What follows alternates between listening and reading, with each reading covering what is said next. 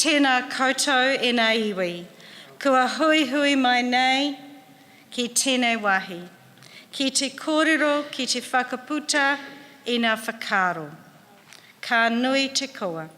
Mō tō koutou manawa nui, kua haere mai au. Ki te kōrero rero i ngā kaupapa e pā ana ki tēnei hui. Nō reira, tēnā koutou, tēnā tātou katoa. Tālofa lava, māloa lelei, whakalofa lahi atu, namaste, kia rana, bulavanaka, asalom aleikum. It is absolutely wonderful to be with you all as we begin our annual meeting and conference. This is a really special time as we come together in union as a whole sector to discuss the issues that confront us in education as we ready ourselves for the next stage in our journey. It doesn't matter whether we come here as a support staff member, an early childhood teacher, a principal or a primary teacher. Together we are NZI Te Reo, and over the last 3 years we have been with each other through one heck of a journey. And it's the together part of that journey that's kept us on course and has given us our energy, our strength and our direction. Talking of being on a journey, we are, of course, like the rest of New Zealand, in a bit of a limbo after that election. For those of us who work with children in early childhood education and our schools, this is a fairly unsettling time. The stakes are just so high. On the one hand, we have a potential government made up of 3 parties, Labour, Greens and New Zealand First. They've all committed to fixing public education, restoring funding that has been eroded over the years and getting rid of things that don't work, like national standards and charter schools.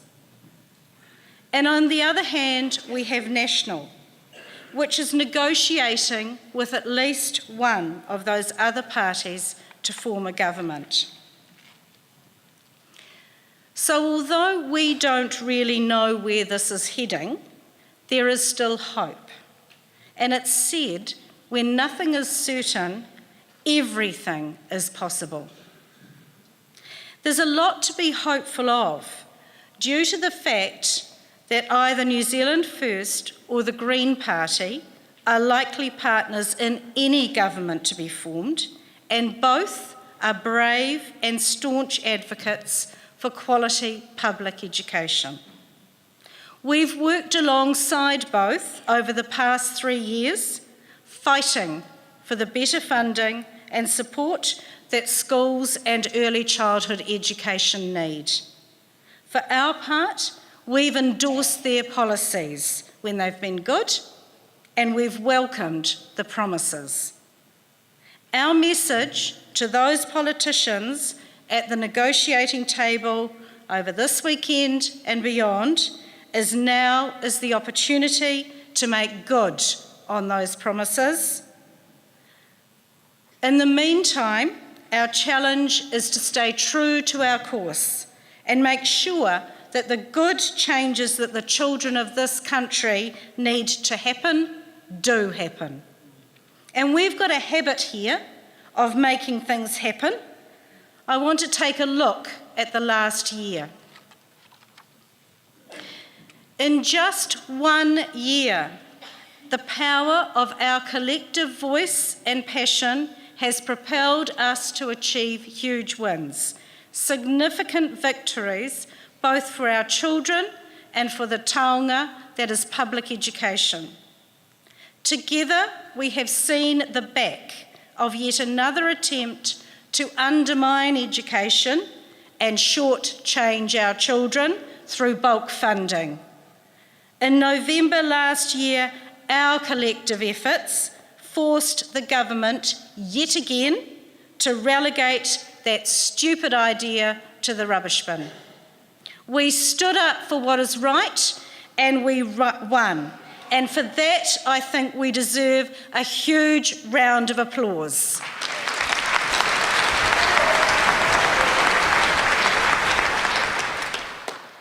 None of us could have achieved this alone. We defeated bulk funding because of one simple truth. Our collective power and our passion is far greater than the sum of its parts.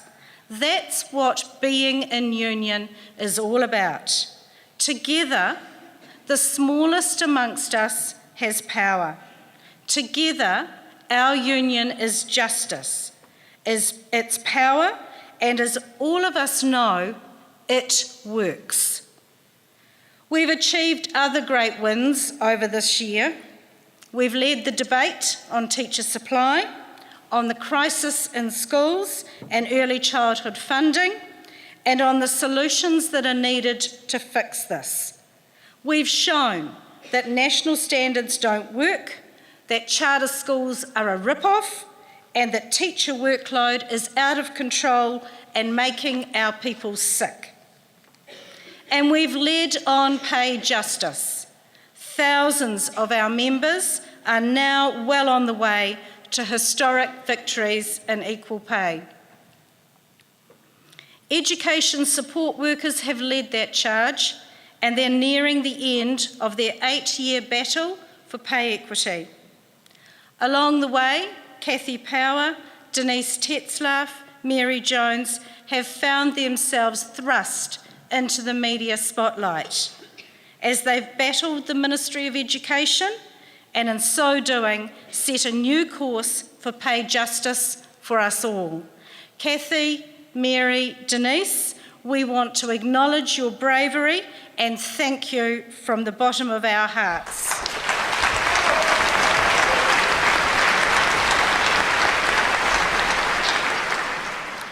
But pay justice doesn't end there.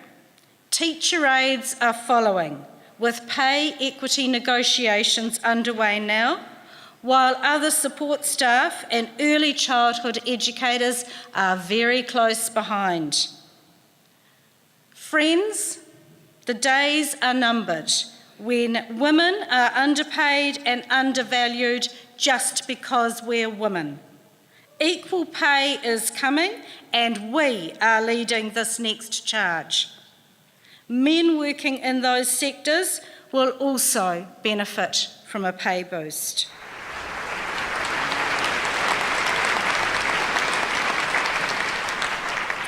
I would be here all day if I mentioned everything that we've achieved over this past year, but I want to point out the one thing that lies at the heart of absolutely everything we've done. That's our commitment to ensuring that every child, regardless of their ability or disability or the wealth or the culture of their family, gets the best education in the world. Despite how hard we've battled over the past few years, when I talk to members across the sector, they tell me that the original desire to make a difference for children is still there. Their eyes light up when they talk about that child who they know they've made the difference for. Underneath the hard stuff that we all face, there is that deep passion that we all share as educators. That passion really came to the fore in the run-up to the election.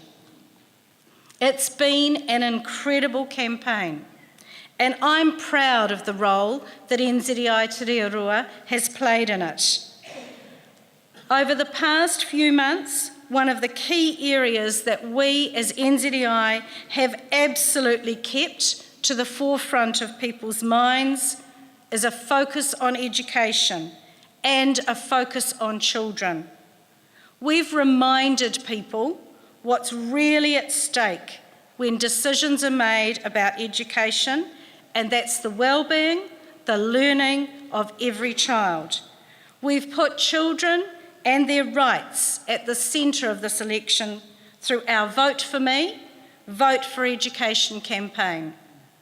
We've made sure that children are the heart of the campaign because Article 3 of the United Nations Convention on the Rights of the Child states that all decisions must be made in the best interests of children. We held lawmakers to their obligations to children in the run-up to the election, and I give you my word, we'll continue to hold them to that from now on.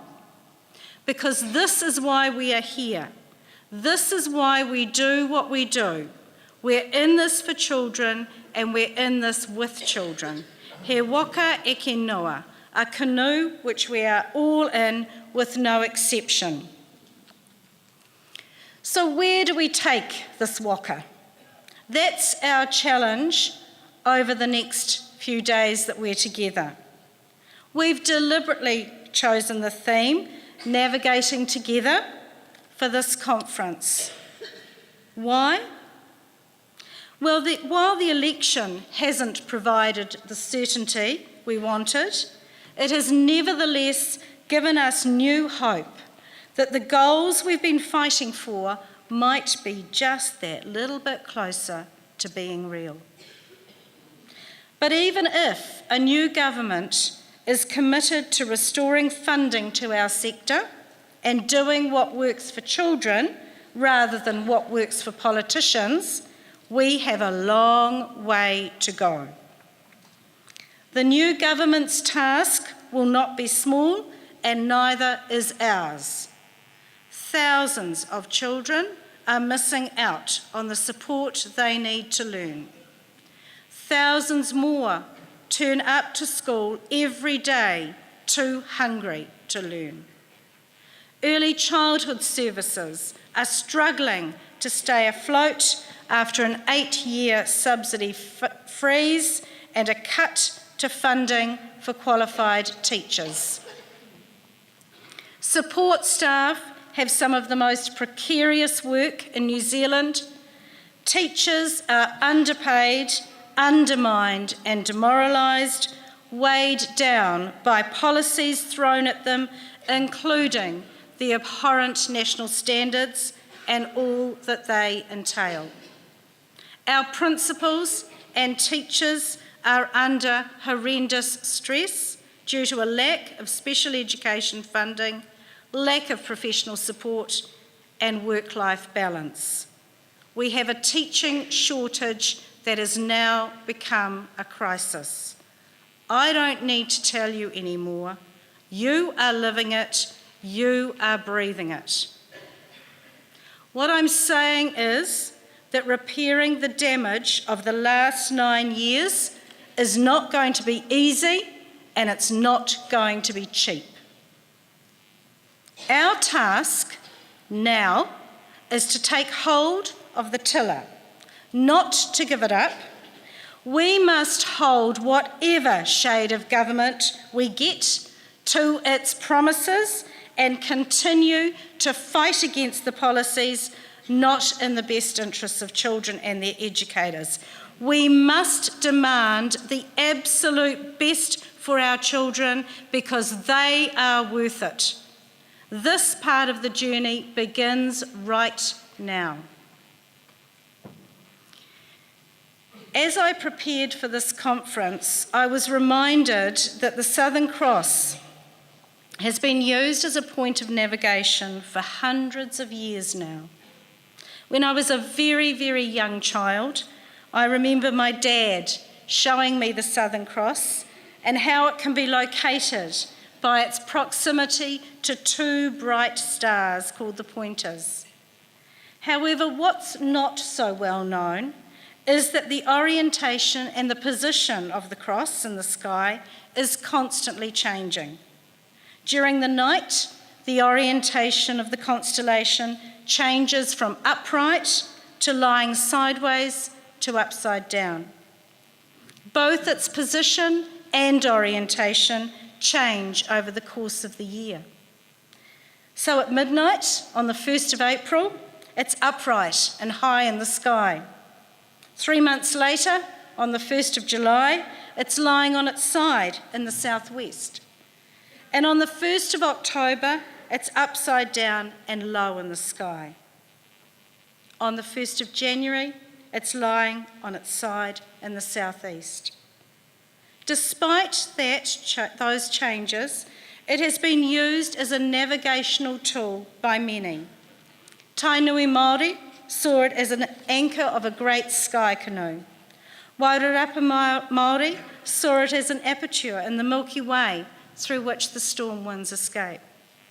The Southern Cross has been the guiding light as people have navigated their ways in new journeys to new places to reach their goals. So what is our Southern Cross? What will help us reach our goals? In thinking about that, a vision stuck in my mind. I've absolutely no background in sailing, and those close to me would absolutely testify to that. And I wasn't really even particularly captured by the America's Cup in its early stages.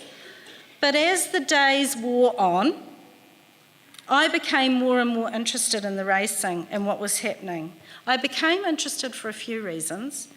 New Zealand was going into this, I guess, as the underdog, a small, feisty nation with that number 8 wire mentality that we talk about, that Kiwi ingenuity which had extended itself into the digital age.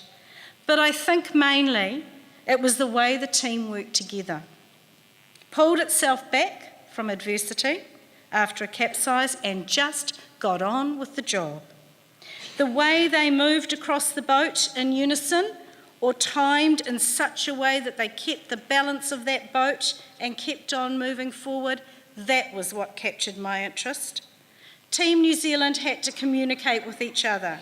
They made decisions that were risky, but they took them together, moving swiftly and strategically, and it worked. They won the prize. So what does all of that mean for us? Our goals, the vision is clear. It's set out in our strategic plan.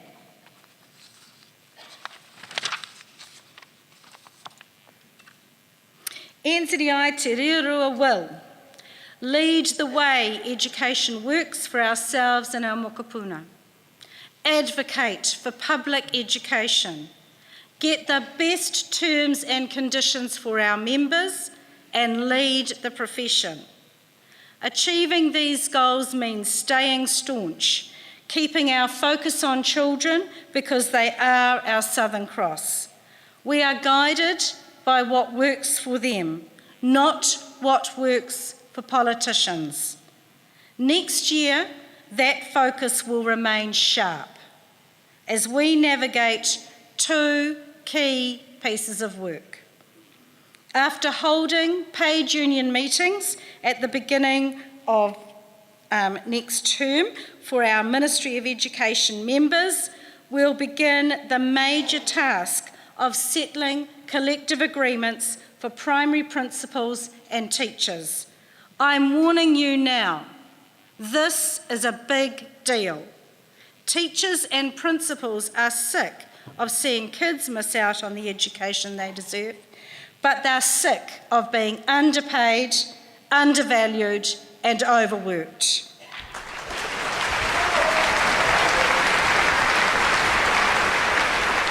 We want time to do our jobs properly, a decent pay increase that reflects the quality of the commitment that we put into making a difference for children every day. The second big piece of work will be our pay equity journey for support staff and early childhood educators.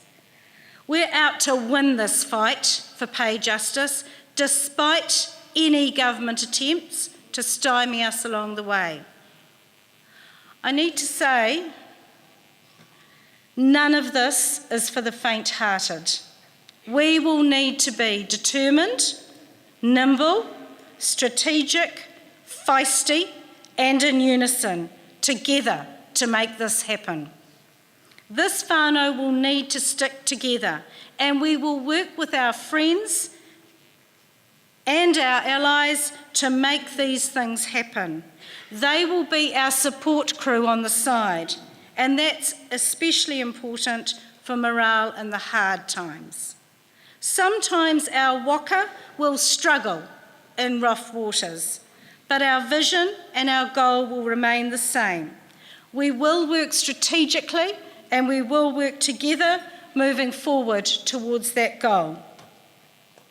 It's no accident that for this conference we've invited Welby Ings to be a keynote speaker.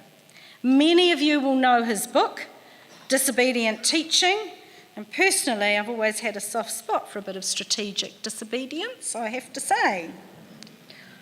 Over the next few days, we have the opportunity to regroup, strengthen and unify in readiness for the work ahead. The keynote speakers and the workshop sessions are all designed to prepare us for this work. You will have sector breakfasts. At these, you can discuss those issues that are important to you, network with your colleagues and consider what the work ahead will look like. This will all culminate for us on Wednesday when we return to our respective homes and begin the next phase, which will be relentless. We have the responsibility, all of us, to keep moving towards our goals. If we do nothing, we accept standing still and the status quo. I certainly do not accept this, and I don't think from my conversations with many of you over this year that you do either. I'm really looking forward to hearing from you over the next few days. If you've got ideas that you want to share with me, please don't be shy. Please come and collar me on the way and make sure that I know what you're thinking. Together we have power. Together we will be disobedient, we'll be passionate and we'll stay on course because we know now is the time. The stars are aligning. We've set the course for justice, for fair pay and towards the best education in the world for all our children, and together we will get there. Kia kaha e hoa mā, nō re rā, tēnā koutou, tēnā koutou, tēnā tātou katoa.